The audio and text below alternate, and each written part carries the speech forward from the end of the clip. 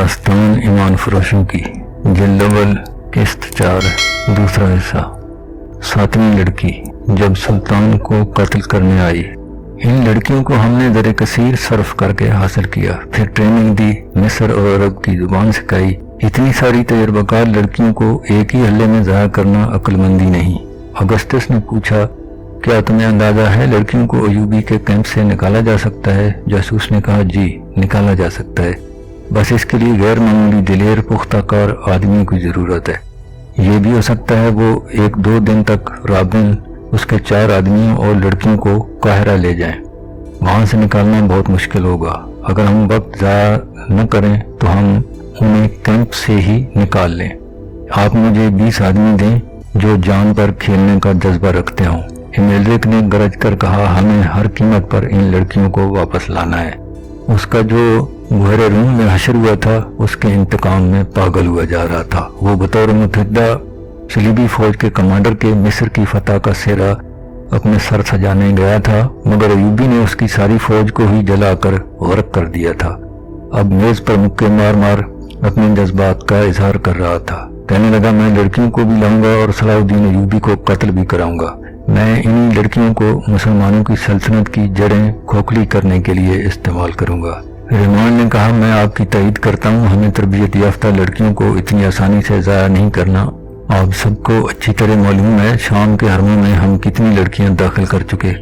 کئی مسلمان گورنر اور امیر ان لڑکیوں کے ہاتھوں میں کھیل رہے ہیں۔ بغداد میں یہ لڑکیاں عمراء کے ہاتھوں ایسے متعدد افراد کو قتل کروا چکی ہیں جو صلیب کے خلاف نعرہ لے کر اٹھے تھے۔ مسلمانوں کی خلافت کو ہم نے عورت اور شراب سے 3 حصوں میں تقسیم کر دیا تھا۔ ان میں اتحاد نہیں رہا، وہ عیش و عشرت میں غرق ہوتے جا رہے ہیں۔ صرف 2 آدمی ہیں جو اگر زندہ رہے ہمارے لیے مستقل خطرہ بنے رہیں گے، نور الدین زنگی اور صلاح الدین ایوبی۔ اگر ان دونوں میں سے ایک بھی زیادہ دیر تک زندہ رہا تو ہمارے لیے اسلام کو ختم کرنا آسان نہ ہوگا۔ اگر صلاح الدین نے سوڈانیوں کی بغاوت دبا لی ہے تو اس کا مطلب ہے یہ شخص ہمارے اندازوں سے بھی زیادہ خطرناک نکلا ہے۔ ہمیں میدان جنگ سے ہٹ کر تقریب کاری کا محاذ بھی کھولنا پڑے گا۔ مسلمانوں میں تفرقہ اور بے اطمینانی پھیلانے کے لیے ہمیں ان لڑکیوں کی ضرورت ہے۔ ہمیں اپنے کامیاب تجربوں سے فائدہ اٹھانا چاہیے۔ لوئی ہفتن کے بھائی رابرٹ نے کہا، عرب میں ہم مسلمانوں کی کمزوریوں سے فائدہ اٹھا چکے ہیں۔ مسلمان عورت شراب اور دولت سے اندھا ہو جاتا ہے۔ مسلمان کو مارنے کا بہترین طریقہ یہ ہے کہ اسے مسلمان کے ہاتھوں مرواؤ۔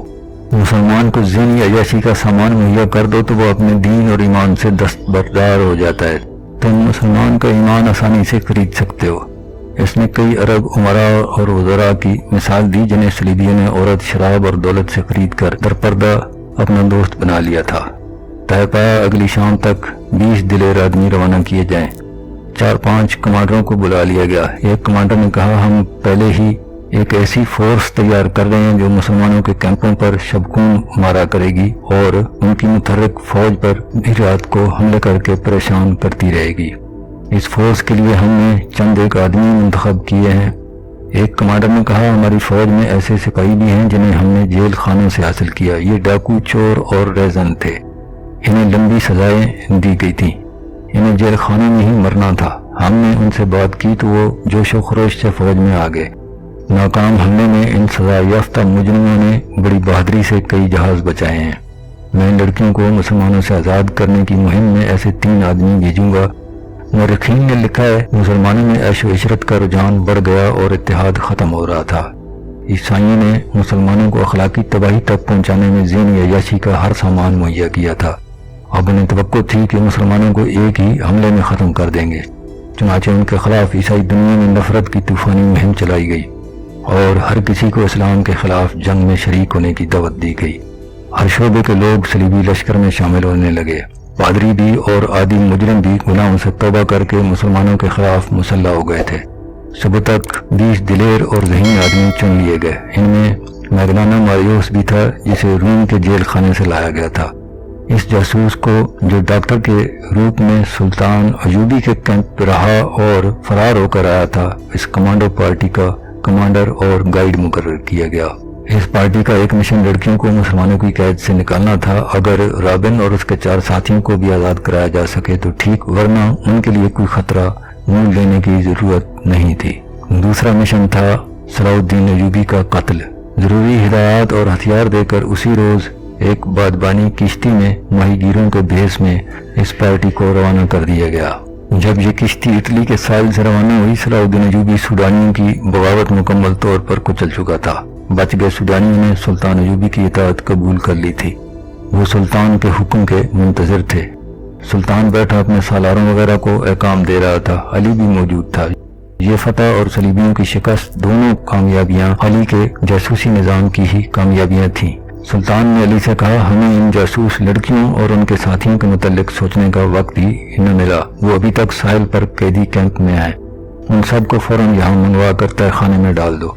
अली ने कहा, आप शायद सातवीं लड़की को भूल गए। वो सूडानियों के एक कमांडर बालियान के पास थी। उसी लड़की से जासूसों और बगावत का इंकशाफ हुआ था। मैंने देखा बालियान बाहर मौजूद सूडानी कमांडरों में नहीं है, जख्मियों में भी नहीं है और मुर्दों में भी नहीं। मुझे शक है मोबी नामी सातवीं लड़की बालियान के साथ कहीं रूपोश हो गई है। सुल्तान ने कहा, बालियान लापता है तो वो बहरे रूम की तरफ निकल गया होगा। सलीबियों के सिवा उसे और कौन पनाह दे सकता है। बहरहाल इन जासूसों को तहखाने में डालो और अपने जासूस फौरन तैयार करके समंदर पार भेज दो।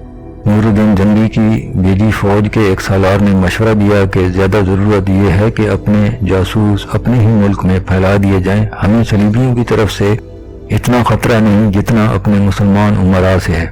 अपने जासूस उनके हरमों में दाखिल कर दिए जाएं तो बहुत सी साजिशें बेनकाब होंगी। उसने तफसील से बताया कैसे ये खुद साख्ता हुक्मरान सलीबियों के हाथों में खेल रहे हैं। सुल्तान जंगी अक्सर परेशान रहते हैं कि बाहर के हमलों को रोकें या अपने घर को अपने ही चिरागों से जलने से बचाएं। सुल्तान ने कहा, आप लोग अपनी नजरें बहरे रूम से आगे पार रखो। घर के ईमान फरोश चिरागों की जगह हम ईमान के चिराग रोशन करेंगे। दो चीजों से दूर रहो, मायूसी और ज़हनी अय्याशी। इंसान पहले मायूस होता है, फिर ज़हनी अय्याशी के जरिए राह फरार अख्तियार करता है। अली ने फौरन एक कासिद राबिन, उसके 4 साथियों और लड़कियों को 20 मुहाफ़िज़ों के पैरे में दारुल हुकूमत मंगवाने के लिए बहरे रूम के कैंप की तरफ रवाना कर दिया और खुद 6-7 सिपाही लेकर कमांडर बालियान की तलाश में निकल गया। बाहर मौजूद सूडानी कमांडरों से पता चल गया था कि बालियान लड़ाई में कहीं भी नहीं देखा गया था, न ही वो इस फौज के साथ गया था जो बहरे रूम की तरफ सुल्तान की फौज पर हमला करने भेजी गई थी। अली बालियान के घर गया तो वहाँ उसकी पूरी खादमाओं के सिवा कोई न था। उन्होंने बताया, बालियान के घर में 5 लड़कियां थीं। उनमें जिसकी उम्र जरा ज्यादा हो जाती वो उसे गायब करके उसकी जगह जवान लड़की ले आता। बगावत से पहले उसके पास एक फिल्मी लड़की आई थी जो गैर मामूली खूबसूरत और होशियार थी। बालियान उसका गुलाम हो गया था।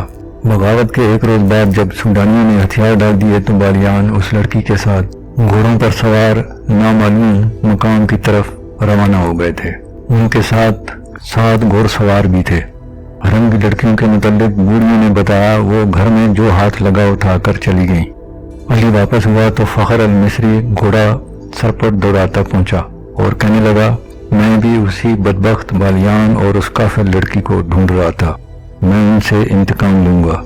जब तक उन दोनों को अपने हाथों कत्ल नहीं कर लूंगा मुझे चैन नहीं आएगा। मैंने उनका पीछा किया लेकिन उनके साथ 7 मुसल्लह मुहाफिज थे। मैं अकेला था। वो बहरे रूम की तरफ जा रहे हैं मगर आम रास्ते से हटकर।